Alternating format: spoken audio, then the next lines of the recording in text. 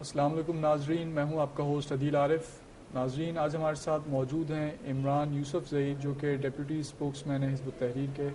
آئیے آج ان سے اسلامک سسٹم اور خلافت کے اوپر گفتگو کرتے ہیں۔ السلام علیکم عمران بھائی، کیا حال ہیں آپ کے؟ الحمدللہ بالکل ٹھیک ہے۔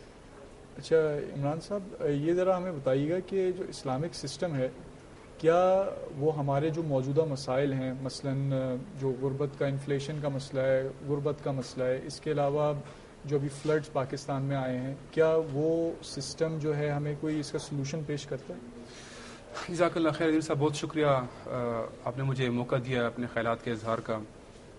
مغرب نے بہت کوششوں کے بعد، جو تقریباً 300 سال کی کوششیں تھیں، جس کے بعد انہوں نے اسلام کو ایسے پیش کیا ہے جیسے شاید یہ صرف آخرت کے فوز و فلاح کے لیے اگر ہم کچھ ذکر اذکار عبادات کر لیں تو وہ تو درست ہے، لیکن جہاں تک ہمارے اصل مسائل ہیں جو دنیا میں ہیں، اس کے لیے شاید اسلام ایسا کوئی پریکٹیکل لائحہ عمل نہیں دیتا سوائے کچھ موٹے موٹے اصولوں کے۔ حقیقت یہ ہے کہ اسلام ہمیں ہمارے تمام تعلقات کے بارے میں ایک عادلانہ ایک رولز دیتا ہے جو کہ ہمارے مسائل کو ایکوریٹلی حل کرتے ہیں۔ ان مسائل میں غربت بھی ہے، ان میں بے روزگاری بھی ہے، ان میں مہنگائی بھی ہے، ان میں معاشرے کے اندر امن بھی ہے، اس میں بنیادی ضروریاتی گارنٹی بھی شامل ہے۔ اگرچہ یہ ایک تفصیلی ایک باب ہے، اس کے مختلف حصے ہیں۔ اسلام ہمیں اللہ سے تعلق کے لیے عبادات دیتا ہے، اسلام ہمیں اپنے ساتھ تعلق کے لیے اخلاق دیتا ہے، مطموعات دیتا ہے، ملبوسات دیتا ہے، ہمارے کپڑے، ہمارے جو کچھ ہم کھاتے ہیں، اور دوسروں کے ساتھ تعلق کے لیے معاملات دیتا ہے، خواہ وہ میرا بیوی سے تعلق ہو، خواہ وہ میرا حاکم سے ہو، خواہ وہ رعایا سے ہو، خواہ وہ غیر مسلم سے ہو، ذمہ سے ہو، ملازم سے ہو، آقا سے ہو، وغیرہ وغیرہ۔ تو جب ہم اس تفصیلی احکامات کو لاگو کرتے ہیں اور زندگی میں مکمل طور پر لاگو کرتے ہیں، تب ہمارے مسائل حل ہوتے ہیں، تب کفار کے سامنے اسلام کا اصل چہرہ سامنے آئے گا، تب اسلام ہمارے مسائل حل کرے گا۔ افسوسناک، میں مختصر سی ایک چھوٹی سی بات ضرور کرنا چاہتا ہوں۔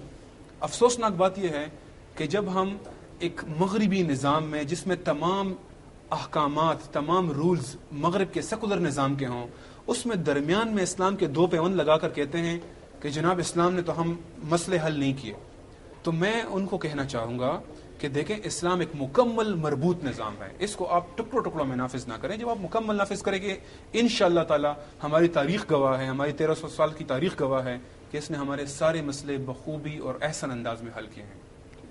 اچھا، جو ہمارے اوپر پاکستان کے اوپر ابھی تقریباً 55 ارب ڈالرز کا جو لون ہے، اور ہم یہ دیکھتے ہیں ایک سائیکل ہے کہ ہم ہر سال ہر وقت جو ہماری حکومت جو ہے نیا لون لیتی ہے، ایڈ لیتی ہے، جس کی وجہ سے ہماری خود مختاری بھی متاثر ہو رہی ہے۔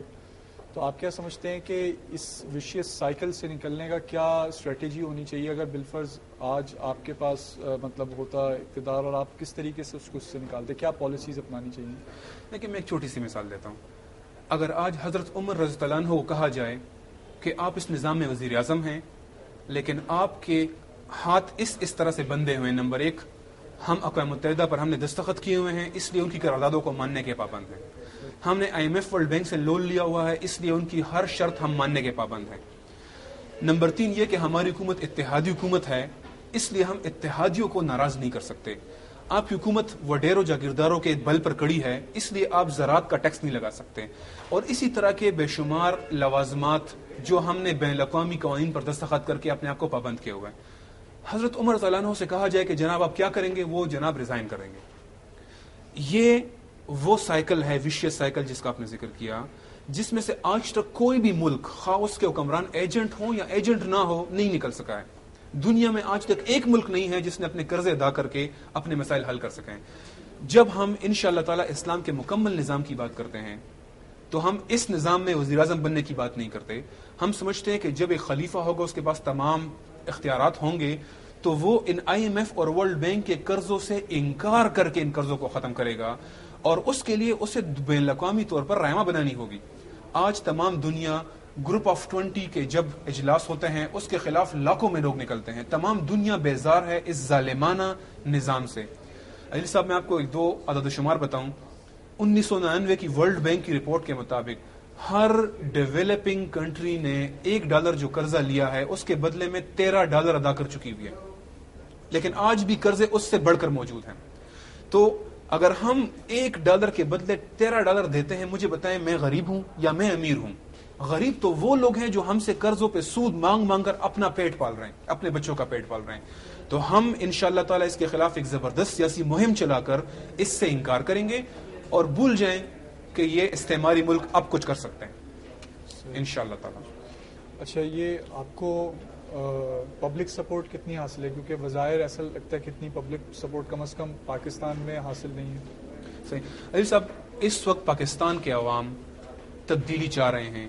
تبدیلی کا جو موضوع ہے وہ اس وقت ملک کا سب سے بڑا موضوع ہے, اور اس موضوع پر جو مباحثے ہوتے ہیں اگر آپ ان کو دیکھیں گے تو اس میں آپ کو ایک حیرت انگیز چیز نظر آئے گی. مسائل مسائل مسائل مسائل مسائل, لیکن کوئی حل نہیں. اور آخر میں ہر مباحثہ کس پر ختم ہوتا ہے کہ اسی سسٹم کو کسی طرح چلاؤ, جس سے لوگ بیزار ہو گئے ہوئے ہیں. وہ امریت سے بیزار ہیں, وہ جمہوریت سے بیزار ہیں. اب خلافت لانے کے لیے ضروری نہیں ہے کہ پاکستان کا ایک ایک بچے, ایک ایک بوڑھے کو یہ معلوم ہو کہ جناب خلافت کے نظام میں ٹیکسوں کا نظام اس طرح ہوتا ہے, خلافت کے نظام میں سزائیں ایسی ہوتی ہیں, بین الاقوامی تعلقات ایسے ہوتے ہیں. آپ کو اس کی ضرورت نہیں ہوتی. آپ کو بڑے شہروں میں خلافت کے موٹے موٹے افکار پہ لانے ہوتے ہیں اور رائمہ بن جاتی ہے. میرا سوال یہ ہے, جب 1917 میں روس میں انقلاب آیا تھا, اس انقلاب سے ایک دن پہلے کتنے لوگوں کو کمیونزم ازبر تھا؟ نہیں. تو یہ امت اسلام چاہتی ہے, یہ امت اس نظام سے بیزار ہے, وہ ان لیڈروں سے بیزار ہے, اور وہ خلافت کے لیے تمام تیار ہیں, اور یہ کافی ہے تبدیلی کے لیے. اس کے لیے لازمی نہیں کہ پاکستان کے ہر شخص کو حزب التحریر کے تمام لیڈران اور ایک ایک کارکن کا نام پتا ہو, یہ ضروری نہیں ہے. اچھا, جو حزب التحریر جو کوشش کر رہی ہے تو وہ جو دیگر اسلامک آرگنائزیشنز ہیں وہ جو قرآن و سنت کا نظام چاہتے ہیں کہ اس ملک میں ہو, تو کیا وہ ان سے کوئی کولیبوریشن نہیں کر سکتی؟ جزاک اللہ خیر. دیکھیں, ہم دوسری جماعتوں پر تبصرہ نہیں کرتے, خصوصاً پبلک میں, کیونکہ یہ اسلامی اخلاق کے خلاف ہے اور یہ غلط ڈائریکشن میں معاملہ چلا جاتا ہے.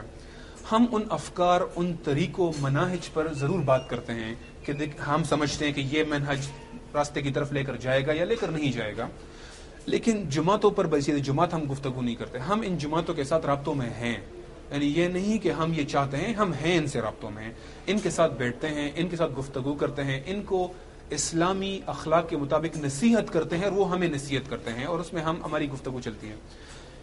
لیکن ہمیں یہ سمجھنا پڑے گا کہ دنیا میں کوئی بھی دو انسان ایسے نہیں ملیں گے جن کے تمام خیالات, افکار, جذبات, ان کی انکلینیشن, ان کے میلانات ایک ہوں گے. جس طرح جمہوری جماعتیں جب جمہوریت کے لیے کام کرتی ہیں تو وہ فیصلہ نہیں کرتی کہ تمام جمہوری جماعتیں ایک جماعت بن جائیں گے تب ہم کام کریں گے. اس کے لیے بہرحال وہ براڈ رولز پر ایگری کر لیتی ہیں, وہ وزیر اعظم پر متفق نہیں ہوتی کہ کون وزیر اعظم بنے گا. اسی طرح جب اسلامی جماعتیں ہوں تو وہ بھی مثال کے طور پہ اگر نیٹو سپلائی کے خلاف ہم نے مہم چلائی ہے تو کچھ اور جماعتوں نے بھی اس پر بات کی ہے. اگر ہم وار آن ٹیرر کے خلاف بات کر رہے ہیں تو اور بھی اس پہ بات کر رہے ہیں. ہم کوشش ہماری ہے کہ اس کولیبریشن جتنی بڑھ سکے, جتنا ممکن حد تک بڑھ سکے, وہ اتنا بڑھتی رہے. اب تک پہ آپ کو کتنی کامیابی ہوئی ہے کولیبریشن کے حوالے سے؟ الحمدللہ کافی حد تک.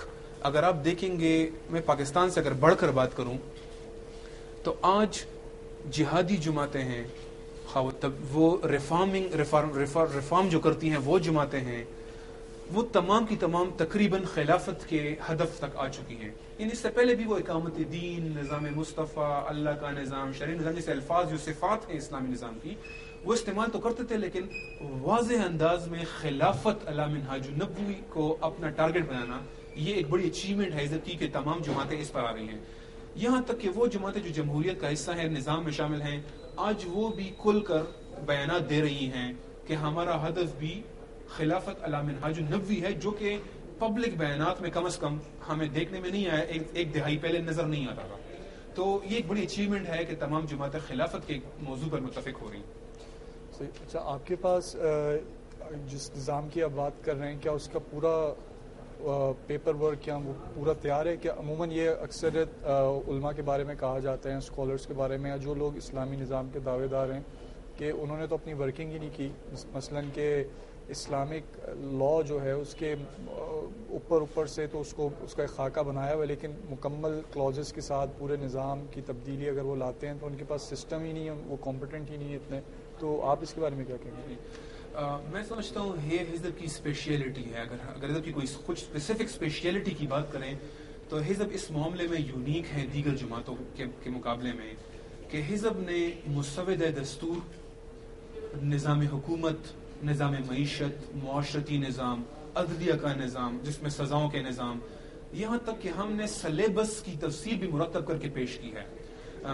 اس کے علاوہ ہم تمام ممالک کے اوپر ہمارے تجزیات ریگولرلی شائع ہوتے ہیں تاکہ جب فیوچر میں خلافت انشاءاللہ جو بہت قریب ہے انشاءاللہ وہ آئے گی تو وہ ان سے کس طرح کے تعلقات رکھے گی، کیونکہ یہ ایک بڑا دقیق موضوع ہے، کیونکہ اس کو آپ ایسے ہی نہیں پیش کر سکتے. حزب ان چیزوں کو اس کے بارے میں صرف دعویٰ نہیں کرتی، صرف سلوگن نہیں ہے اسلام تمام مسائل کا حل ہے، خوبصورت بات ہے لیکن یہ سلوگن ہے. اس وقت حزب یہ چیزیں لوگوں کے سامنے بلیک اینڈ وائٹ میں پیش کر رہی ہیں. ہمارا مسود دستور 189 آرٹیکل کا ہے جو ہم نے قرآن و سنت سے اخذ کیا ہے، اور ہم نے ایک ایک آرٹیکل کے اوپر دلائل کے 20 ساتھ میں رکھ دیے ہیں فقہاء اور علماء اور وہ جو اہل نظر ہیں، اہل فکر ہیں، تاکہ وہ اس کے بارے میں اپنی رائے بھی دے سکیں کہ اگر ہم سے کوئی کمی کوتاہی ہوئی ہے تاکہ ہم اس کو درست بھی کر سکیں. تو حزب بہرحال میں سمجھتا ہوں کہ اس معاملے میں یونیک ہے کہ حزب نے تمام ورکنگ کر کے امت کے سامنے پیش بھی کر دی.